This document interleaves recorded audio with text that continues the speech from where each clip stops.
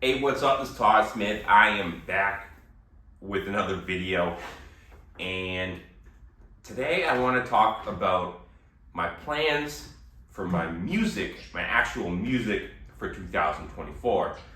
I already did a quick little overview of my setup for 2024. I did another video talking about my favorite purchase of 2023. And now I want to specifically talk about the music I'll be making in 2024, my goals with it, and I want to really focus right now on the industrial EBM Darkwave side of my music. If you've been following my channel, I've always kind of had an undertone of EBM and Darkwave and industrial in pretty much every one of my albums.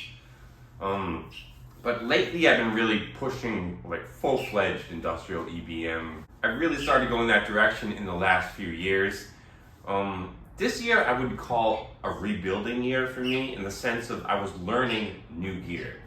I was really good at Core Gadget. I had Core Gadget down to a science. Stepping into the 707, it was a learning curve, and I'm getting better. And this year was really dedicated to me to learn the gear that I have in order to hopefully for this year to be the year it is in terms of music. Again, a lot of time I spent on the 707. I spent a good amount of time on the Juno X and some time with the JDXA. Honestly, I'm going to be spending a lot more time with the JDXA this year because I'm really realizing how amazing it is and how it's really perfect for my setup. Now, when it comes to obviously that darker industrial EBM sound, what you've been hearing over the last, I'd say, couple months has been me experimenting with just small aspects of what I'm gonna piece together into one bigger picture when it comes to my next album finished product for this style of music. Definitely expect to see a step up compared to the last, I'd say, year to even probably 2 years of release of music on this channel. Gonna really be stepping back into some old Fab Filter effects that I've kind of pushed away for a little bit and haven't been using. I've been using just basic Ableton delays and reverbs for the last year and a half. Not even any name brand, anything, just what you'd find in just basic Ableton Lite, not even the full Ableton. I'm stepping back into the iPad world now for recording, where I have a lot more effects, and that's going to definitely affect the sound that's coming out of the speakers. When it comes down to my influences, I mean, so many people have listed bands that they think that I sound like at a certain point in the song. They're like, oh, at 40 seconds here, you sound like Front 242, or at a minute 30, this reminds me of Frontline Assembly, or you know, like various stuff like that. They'll tag a time, and they'll be like, they'll name a general EBM industrial band, and obviously the random Nine Inch Nails comment every once in a while, and stuff like that. I think that's all definitely proper industrial that influenced me from a very young age, and I'm definitely trying to recreate that more than ever. But my goal is to not completely copy it and make sure I'm trying to evolve it in some sense, whether that be adding some maybe personal aspects of the sound from me, or maybe even adding newer music production styles like that I think are aggressive, that might mix with the classic style EBM, kind of mixing it with modern production and giving it kind of a newer sound, hopefully. So that's kind of my goal with it. So my main goal is to like make a track like you can be like, oh, that sounds like Front 242, that sounds like Frontline Assembly, that sounds like Nine Inch Nails, but it's not. It's you. It's evolved into something, you know, more personal. I know I definitely am not trying to carbon copy in any means. I'm trying to push it forward. I feel that there's no one really in industrial doing that. In terms of the very few people that are making industrial, I feel are just making industrial, not really like pushing it. I don't even think the scene really wants to be pushed. I'm doing it for my own personal love for the music, and that's what I want to do. I don't really care how big it gets, how many people watch it, how many views, how much it sells. You know, the fact that you personally here, if you're here and you enjoy my music and you supported it, that's enough. That's all I need. I don't worry about the rest. I'm doing what feels right to me. And in terms of the industrial EBM side of my music, that's what feels right. You know, making it almost feel like having that classic vibe, like that takes you back to that era, but at the same time it's pushing it forward, or has maybe my own little twist on top of it. So that's my goal. When it comes to bands that really influenced me, I've had that question a few times. Like, you know, I really loved Mattel and the Fixer.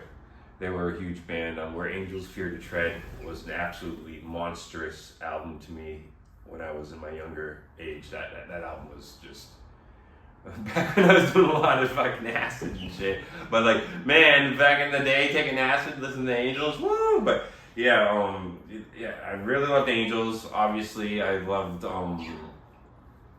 lot of the bigger bands like Warm Scott, Frontline Assembly, you know, Skinny Puppy, stuff like that. But honestly, those were never my favorites. I liked kind of like the smaller, obscure ones I really got into. Again, Mattel and the Fixer. I really loved Scar Tissue. I think they used a lot of sampling over synths because I've seen them live a few times. But the first Separator album, TMOTD, that TMOTD album, once you got into like track 4, I think it was like 1 million screens, if I can remember correctly. I'm more like dialing back in my memory now. I think track 4 was 1 million screens. I used to skip to that track and just play the whole album. That thing blew my mind back in the day. I was a huge fan of Individual Totem. That was another kind of smaller industrial band. I mean, I could go on forever in terms of like kind of smaller, obscure bands, but those are just like a few on the top of my head that I listened to a lot when I was a kid, like a boatload. And definitely are in all the bands you list and liked and that you are reminded of in my music and all the bands I like. I really hope kind of helps keep the scene alive in a way, because again, I don't think there's many people doing anything unique with the scene.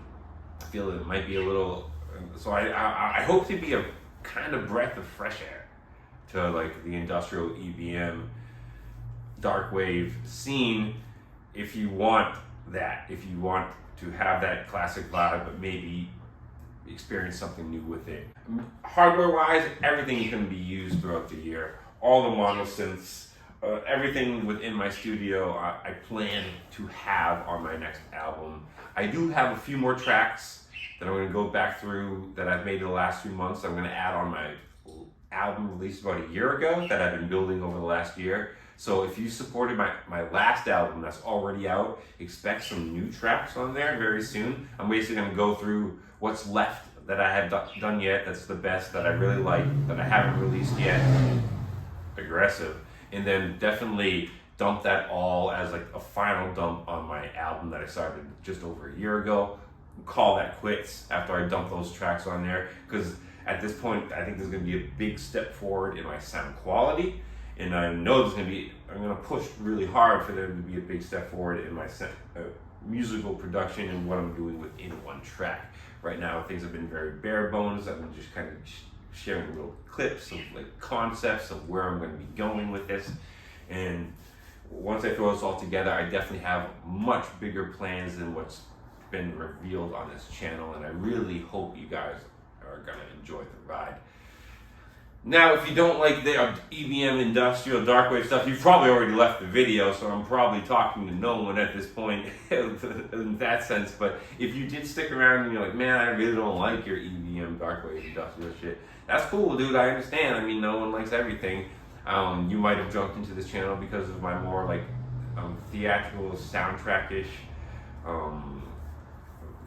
I kind of have like a downbeat vibe even at times. A few years ago I was doing a lot of downbeat music, a lot of really I think that's actually when I had my most unique sound. I was actually on the iPad, I think I was treading on a sound that was 100% my own and very unique.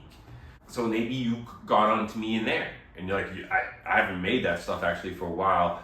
You'll be happy that I plan to go back to that as a second album this year, while I focus on this industrial EBM Darkwave with my own mix, pushing it forward into the future style of music. I am definitely gonna focus on a second album that kind of pushes in a different direction. So it'll be a good mix of kind of my style of EBM industrial with that old kind of style vibe mixed in there. I might actually use the iPad for some music production for that, just to help push me that direction. Depends on how I'm feeling with just the hardware, because that's not a direction I've really tried with just the hardware. Honestly, the Juno X is going to be amazing for that, because it's going to really be the strong point of that machine. Because like what I'm doing with the industrial stuff, I'm kind of using thinner sounds from the Juno X, maybe 1 or 2 layers. When I do that stuff with the Juno X, I can stack 4 layers together and really create some emotional pieces. Like, so really, the Juno X could end up being a star on that album for sure. So that's kind of my plans for the future for this year in terms of music. I can't say thank you enough for the support on my music already, the channel already, everything, man. Thank you guys so much for all the support. It really means a lot, and I had no idea this channel was ever going to get to this level. Again, like I said at the beginning of the video, I don't expect to sell 1 million albums. The fact that I've sold the albums I've sold blows my freaking mind. So people are going to buy more. It's absolutely incredible, some of the stuff. Some people buy my whole discography and then tip extra on top of it. So it's incredible. And I love being here in this space.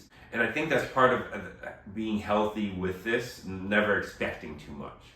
You know, once you start expecting too much, that's when you start getting angry, maybe depressed, like, why isn't this happening? Why isn't that happening? I'm just gonna do what I love. The people who love it will find it, and that's enough. And as always, stay positive, stay creative, support each other.